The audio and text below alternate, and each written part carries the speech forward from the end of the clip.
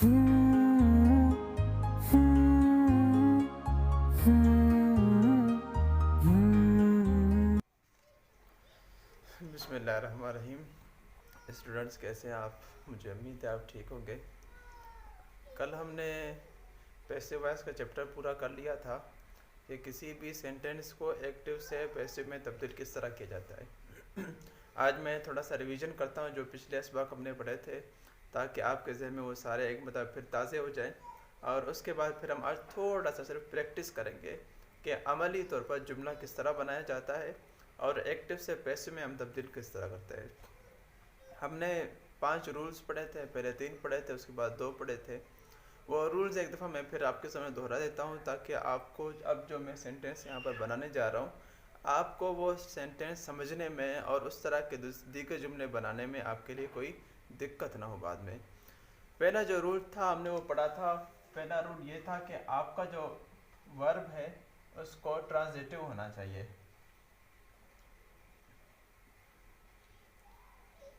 Transitive verb की मैं definition पढ़ी थी कि इसको उर्दू में फ़ेल मुतअद्दी कहते हैं। यह ऐसा वर्ब होता है कि जो ऑब्जेक्ट के बगैर सब्जेक्ट के साथ मिलकर ऑब्जेक्ट के बगैर मुकम्मल नहीं होता। वो किस तरह? जिस तरह आई प्ले फुटबॉल, मैं फ़ुटबॉल खेलता हूँ। प्ले को ज़रूरत है एक ऑब्जेक्ट की कि आप क्या खेलते हैं, फुटबॉल खेलते हैं, हॉकी खेलते हैं या कुछ और खेलते हैं। या जिस तरह आई ड्रिंक वाटर, ड्रिंक को ज़रूरत है वाटर की, मिल्क की या किसी दूसरी चीज़ की कि आप क्या पीते हैं। इसको कहते हैं ट्रांजिटिव वर्ब। सिर्फ ये वाले जो वर्ब होंगे, इस किसी भी टेंस में जब ये वाले वर्ब इस्तेमाल होंगे तो वो सिर्फ तब्दील हो सकते हैं पैसिव वॉइस में। दूसरा होता है इंट्रांजिटिव, उसको कहते हैं फ़ेल गैर मुतअद्दी या फ़ेल लाजिम, वो तब्दील नहीं होते। वो किस तरह के हैं वो भी एक जुमला मैं आपको बता देता हूँ ताकि आपको समझने में आसानी हो। वो उसको उर्दू में हम इस तरह बयान करते हैं कि मैं सोता हूँ, आई स्लीप, मैं सोता हूँ। बर्ड्स फ्लाई, परिंदे उड़ते हैं। तो इसमें बात ख़त्म है, किसी ऑब्जेक्ट की ज़रूरत नहीं है। तो जहाँ पर भी वर्ब ट्रांजिटिव होगा वो पैसिव वॉइस में तब्दील होगा, जो ट्रांजिटिव नहीं होगा वो पैसिव वॉइस में तब्दील नहीं होगा। पहला तो रूल ये था। दूसरा रूल हमने पढ़ा था वो ये था कि जब हम एक्टिव से पैसिव में तब्दील करेंगे तो सब्जेक्ट अपनी जगह छोड़कर ऑब्जेक्ट की जगह पर आएगा और ऑब्जेक्ट सब्जेक्ट की जगह पे चला जाएगा और सब्जेक्ट ऑब्जेक्ट की जगह पर आएगा। वो किस तरह कि एक जुमला है एक्टिव वॉइस में, आई प्ले फुटबॉल, मैं फ़ुटबॉल खेलता हूँ। जब हम इसको तब्दील करेंगे तो ये इस तरह होगा, फुटबॉल इज़ प्लेड बाय मी। तो फुटबॉल ऑब्जेक्ट था लेकिन ये सब्जेक्ट की जगह पे आ जाएगा, फुटबॉल इज़ प्लेड। आई जो सब्जेक्ट था ये वहाँ से उठ के ऑब्जेक्ट की जगह पे आएगा, बाय मी कहलाएगा। सिर्फ इतनी सी तब्दील हमें करनी होगी ऑब्जेक्ट सब्जेक्ट में। वो ये कि हमें personal pronoun I we you चाहे हम जो इस्तेमाल करेंगे हम उसे सब्जेक्टिव केस से उठाकर ऑब्जेक्टिव केस में लेके आएंगे। ये भी हमने कल पढ़ लिया था कि ऑब्जेक्टिव केस क्या होता है और सब्जेक्टिव केस क्या होता है। ये हो गए थे 2 रूल्स। और तीसरा रूल ये है कि आप हमेशा वर्ब थर्ड फॉर्म ही इस्तेमाल करेंगे जब आप पैसिव वॉइस में बनाएंगे। वो किस तरह? चाहे आप किसी भी टेंस का एक्टिव से पैसिव में आप उसे कन्वर्ट करेंगे, जैसे आई प्ले फुटबॉल या आई वाज या आई प्लेड फुटबॉल या आई विल प्ले फुटबॉल। तो जो भी टेंस होगा हमेशा आप जब उसको तब्दील करेंगे पैसिव में तो वो थर्ड फॉर्म के वर्ब में ही कन्वर्ट हो जाएगा। और उसकी पहली पहचान ये है पैसिव वॉइस में कि आप हमेशा देखेंगे कि उसका वर्ब जो है वो थर्ड फॉर्म में है। चाहे वर्ब आपका फर्स्ट फॉर्म है चाहे आपका वर्ब सेकंड फॉर्म है, वो कन्वर्ट होगा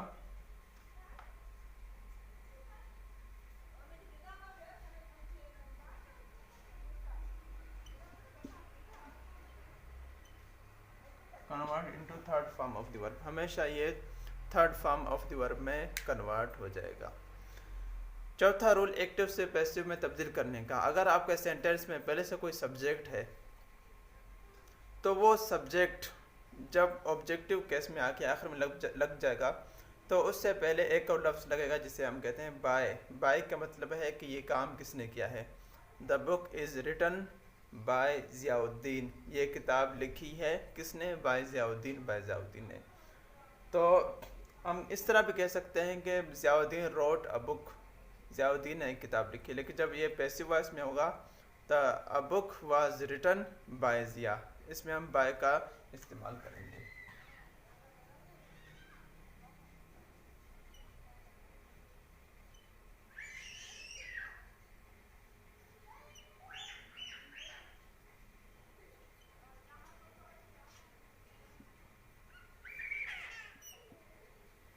ठीक है, ये जो बुनियादी रूल्स हैं एक्टिव से पैसिव में तब्दील करने के वो ये हैं। पहली बात तो ये है कि आपके वर्ब को ट्रांजिटिव होना चाहिए। जो वर्ब आपका ट्रांजिटिव नहीं होगा वो पैसिव वॉइस में तब्दील नहीं होगा। दूसरी बात ये है कि जब आप एक्टिव से पैसिव में तब्दील करेंगे तो सब्जेक्ट ऑब्जेक्ट की जगह पे आएगा और ऑब्जेक्ट सब्जेक्ट की जगह पर चला जाएगा। तीसरी बात यह है कि जब आप कन्वर्ट करेंगे एक्टिव से पैसिव में तो first form of the verb या second form of the verb की जो भी सूरत है, चाहे वो fourth form of the verb क्यों ना हो, first form of the verb with I N G क्यों ना हो, वह तब्दील हो जाएगा third form of the verb में। और चौथा ये है कि हम जब सब्जेक्ट आखिर में लेके आएंगे फुटबॉल इज प्लेड बाय मी, तो उससे पहले हम बाय का इस्तेमाल करेंगे। बाय का मतलब ये है कि ये काम किसके ज़रिए से हुआ है। चलें हम चलते हैं, कुछ हम सेंटेंस बना देते हैं एक्टिव से पैसिव में तब्दील करके।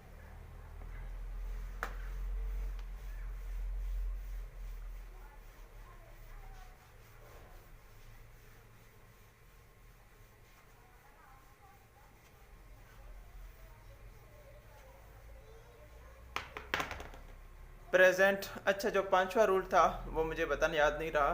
पांचवा ये है कि all perfect continuous tenses,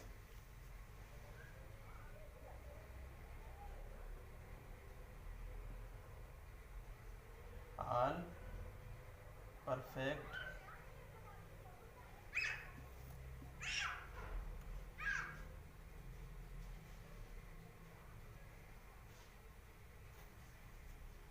and future continuous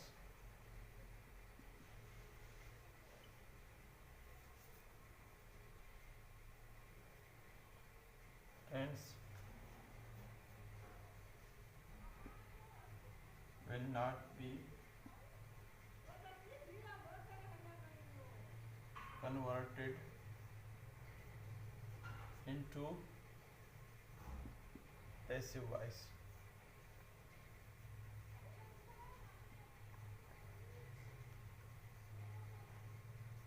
ये पांचवा रूल है कि जितने भी टेंस हैं सब के सब वो एक्टिव से पैसिव में तब्दील हो जाएंगे, सिवाय इसके ऑल परफेक्ट कंटिन्यूअस टेंसेस। ये कौन से हैं? Present perfect continuous tense, past perfect continuous tense और फ्यूचर परफेक्ट कंटिन्यूअस टेंसेस।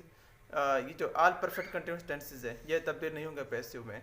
इसके अलावा एक और है फ्यूचर कंटिन्यूअस टेंस, ये भी तब्दील नहीं होगा पैसिव वॉइस में। जो भी जुमला होगा इसका एक्टिव में वो एक्टिव में ही रहेगा, वो पैसिव में तब्दील नहीं हो सकता। अच्छा, फिर मैं एक दफ़ा और रिवीजन करवा देता हूँ आपको कि कौन सा टेंस किस में तब्दील होगा एक्टिव से पैसिव में।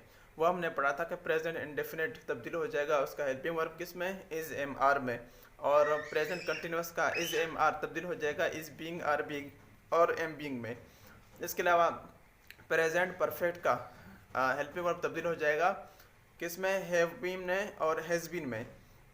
फिर पास्ट इंडेफिनिट का हेल्पिंग वर्ब तब्दील हो जाएगा किस में, वाज और वर में। वाज और वर तब्दील हो जाएंगे वाज बीइंग और वर बीइंग में। और इसके साथ ही हेड तब्दील हो जाएगा हेड बीन में। परफेक्ट का फ्यूचर का विल एंड शल ये तब्दील हो जाएंगे विल बी में एंड शल बी में। और इसके साथ फ्यूचर परफेक्ट का will have and shall have ये तब्दील हो जाएंगे विल हैव बीन में एंड शल हैव बीन में। ये पांचों रूल्स हैं। और इसके अलावा जो मैंने आपको बता दिए थे कि कौन सा हेल्पिंग वर्ब किस हेल्पिंग वर्ब में तब्दील हो जाता है वो आप याद रखें। अभी हम सिर्फ कुछ सेंटेंस बनाते हैं हर टेंस का एक एक, ताकि आपको समझने में भी आसानी हो जाए, प्रैक्टिस भी हो जाए और एक रिवीजन भी हो जाए। तो पहला बना था प्रेजेंट इंडेफिनिट में कि चाय बनती है, चाय बनती है, टी इज मेड। ये देखें टी ऑब्जेक्ट है, शुरू में आ गया और यहाँ पर हमने third form of the verb इस्तेमाल किया है।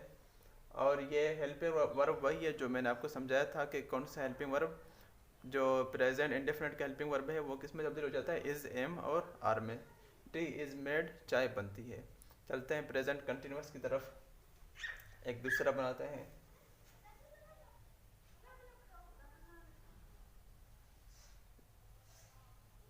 फुटबॉल इज बीइंग, मैंने आपको बता दिया था कि इज तब्दील हो जाएगा इज बीइंग में, इज बीइंग प्लेड, फुटबॉल खेला जा रहा है। परफेक्ट का बनाते हैं,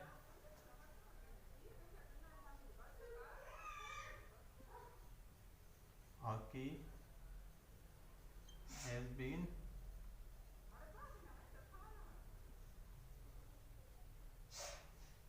प्लेड, हॉकी का खेल खेला जा चुका है। ये थे प्रेजेंट के। अभी पास्ट का बनाते हैं।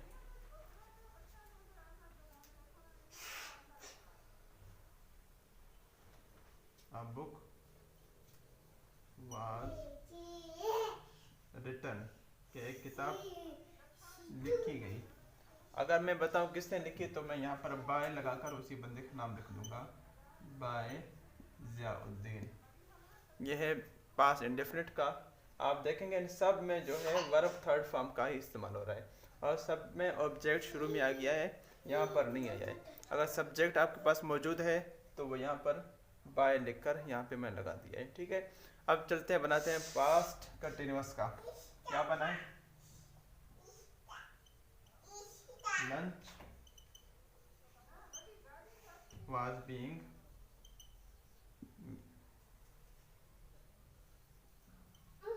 मेड, ज़ोहराना तैयार किया जा रहा था, ज़ोहराना तैयार किया जा रहा था। द वर्क, ये हम बना रहे हैं प्रेजेंट परफेक्ट का। वर्क हैड बीन डन, काम मुकम्मल किया जा चुका था। रोज़मर्रा आप सुनते हैं ना कि भाई जिस वक्त वो बंदा कत्ल हुआ उस वक्त उसके घर का काम मुकम्मल किया जा रहा था, ठीक है। ये इस तरह के जुमले हैं। कुछ फ्यूचर के यहाँ पे बना देते हैं। फ्यूचर के सिर्फ दो ही टेंसों के बनते हैं, फ्यूचर इंडेफिनिट के और फ्यूचर परफेक्ट। क्या बना है,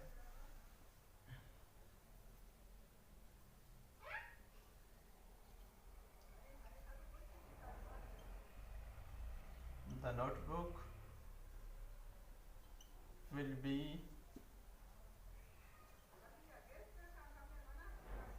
completed, the notebook will be completed। आप सर से कह रहे हैं कि sir the notebook will be completed, copy का काम मुकम्मल हो जाएगा टुमारो तक, ठीक है, कि काम मुकम्मल हो जाएगा, कापी का काम मुकम्मल हो जाएगा। अभी आखिर रहता है वो कौन सा है, फ्यूचर परफेक्ट का। एक उसका बना देते हैं, उसके बाद फिर हम फिनिश कर देते हैं।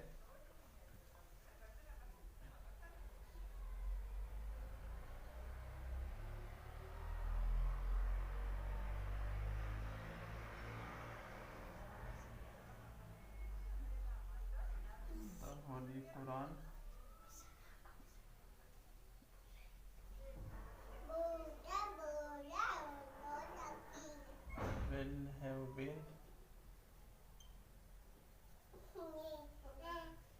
will have been recited,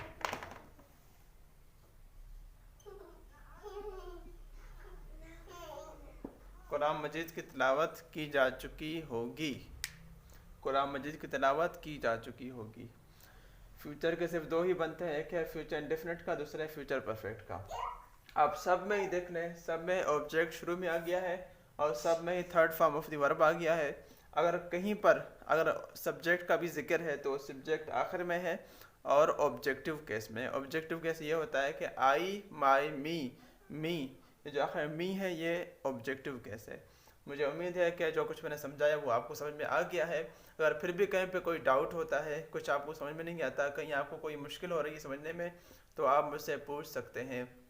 आज के लिए इतना ही। आप प्रैक्टिस करते रहें, इसके बाद कल इंशाल्लाह हम इसको मज़ीद आगे बढ़ाएंगे। इम्पेरेटिव सेंटेंस बनाएंगे कि इम्पेरेटिव सेंटेंस किस तरह बनते हैं पैसिव वॉइस में। इम्पेरेटिव सेंटेंस क्या होते हैं? वो ये होते हैं कि जिस तरह रोज़मर्रा आपने सुना होगा कि उसे काम करने दो, उसे खाना खाने दो, उसे अपना काम मुकम्मल करने दो। तो ये होते हैं इम्पेरेटिव सेंटेंस। इंशाल्लाह हम ये भी पढ़ेंगे। आज के लिए इतना ही। अपना ख्याल रखिएगा। अल्लाह हाफिज़।